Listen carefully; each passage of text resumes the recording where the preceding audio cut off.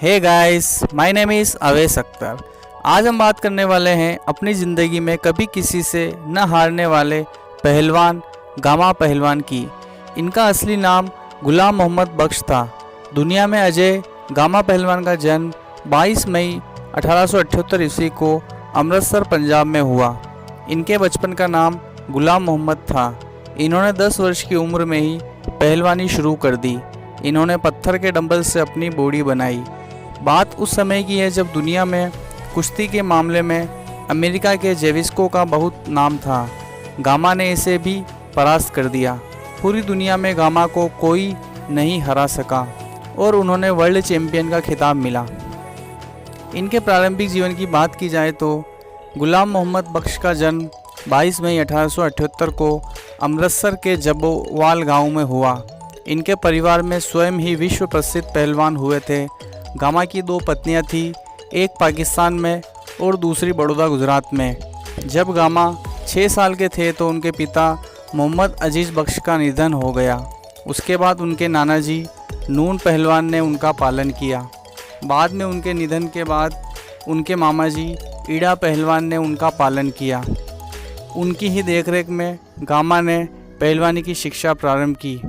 इनकी शिक्षा एवं खान पान की बात की जाए तो गामा ने पहलवानी की शिक्षा अपने मामा ईड़ा पहलवान से शुरू की।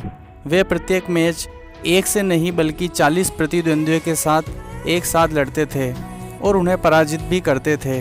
गामा रोज़ 30 से 45 मिनट में 100 किलो की हंसली पहनकर 5000 बैठक लगाते थे और उसी हंसली को पहनकर उतने ही समय में 3000 दंड लगाते थे।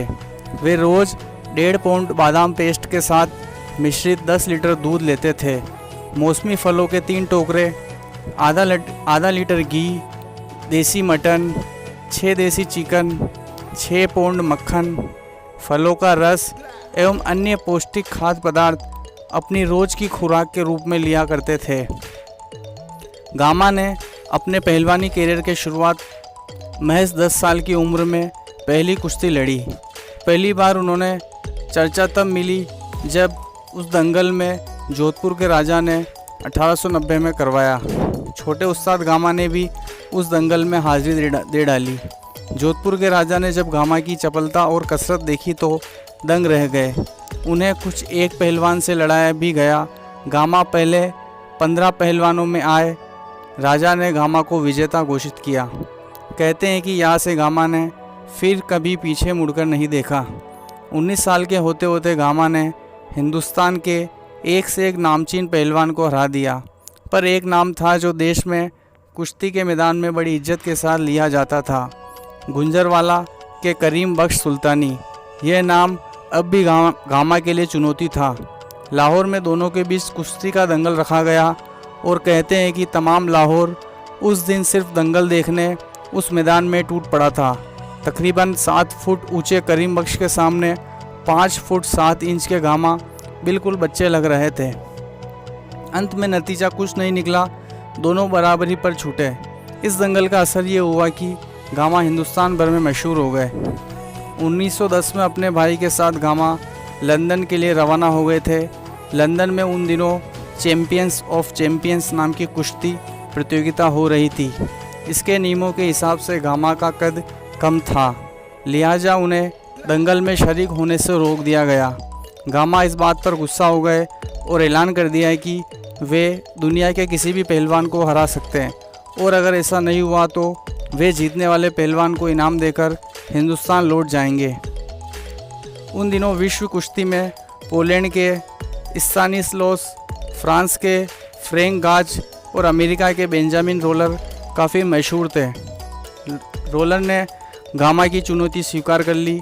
पहले राउंड में गामा ने उन्हें 1.5 मिनट में चित कर दिया और दूसरे राउंड में 10 मिनट से भी कम समय में उन्हें फिर पटकनी दे डाली। फिर अगले दिन गामा ने दुनिया भर से आए 12 पहलवानों को मिनटों में हराकर तहलका मचा दिया और आयोजकों को हार कर गामा को दंगल में एंट्री देनी पड़ी। रहीम बख्श सुल्तानीवाला से अंतिम बार सामना। इंग्लैंड से लौटने के बाद तुरंत ही गामा पहलवान का सामना रहीम बख्श सुल्तानीवाला से दोबारा इलाहाबाद में हुआ। काफ़ी देर तक चलने वाले इस द्वंद्व में अंततः गामा पहलवान को विजय प्राप्त हुई और साथ ही रुस्तम हिंद का खिताब भी जीत लिया। जीवन में बहुत समय बाद एक साक्षात्कार में जब उनसे पूछा गया है कि गामा पहलवान को सबसे मुश्किल टक्कर किसने दी, तो उन्होंने कहा रहीम बख्श सुल्तानीवाला ने।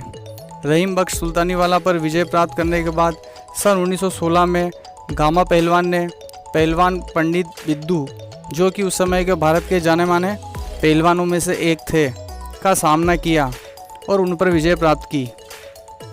सन 1922 में वेल्स के राजकुमार भारत के दौरे पर आए और उन्होंने गामा पहलवान को चांदी की एक गदा भेंट की।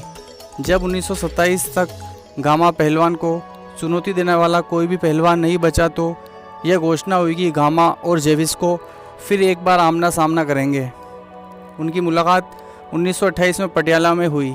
अखाड़े में आते ही जेविस्को ने अपना सुदृढ़ शरीर और बड़ी बड़ी मांसपेशियां दिखाई, परंतु गामा पहलवान पहले से काफ़ी दुबले पतले लग रहे थे। फिर भी गामा पहलवान ने केवल 1 मिनट में ही जेविस्को को धराशायी कर दिया, जिससे उन्हें भारतीय विश्व स्तरीय कुश्ती प्रतियोगिता का विजय घोषित कर दिया गया और जेविस्को ने भी उन्हें टाइगर कहकर संबोधित किया। जब तक गामा पहलवान 48 साल के हुए तब तक वह भारत के महान पहलवानों में से एक गिने जाने लगे। जेविस्को पर विजय प्राप्त करने के बाद गामा ने जेज पीटरसन पर 1929 को विजय प्राप्त की। यह द्वंद्व 1.5 मिनट तक चला। अंतिम दंगल था जो गामा ने अपने करियर में लड़ा। सन 1940 को हैदराबाद के निज़ाम ने गामा को निमंत्रण दिया, जिसमें गामा ने सभी पहलवानों को हरा दिया।